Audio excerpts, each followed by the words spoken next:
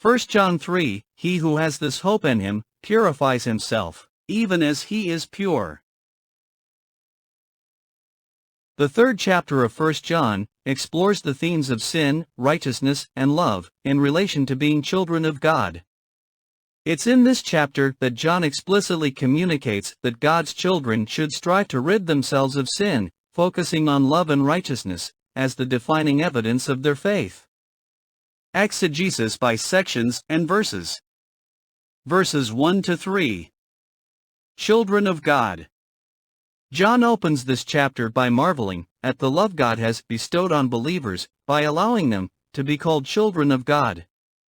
He states that the world does not see them as such because it did not acknowledge God.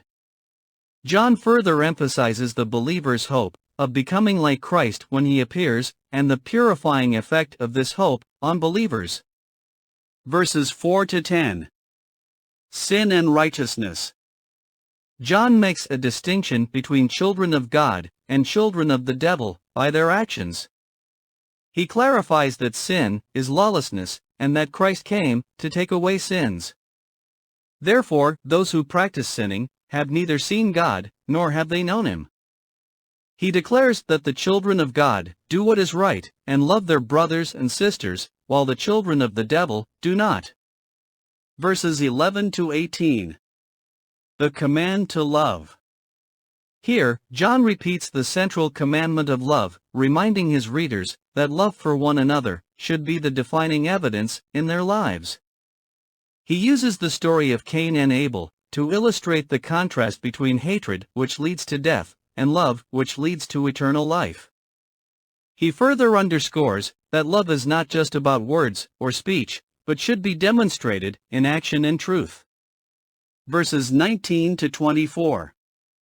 Reassurance of God's love. John assures believers of their standing before God. He notes that when their hearts condemn them, God is greater than their hearts and knows everything. This section encourages believers to have confidence before God because of their obedience and faith in Jesus Christ.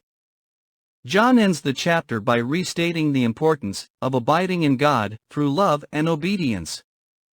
Overall summary.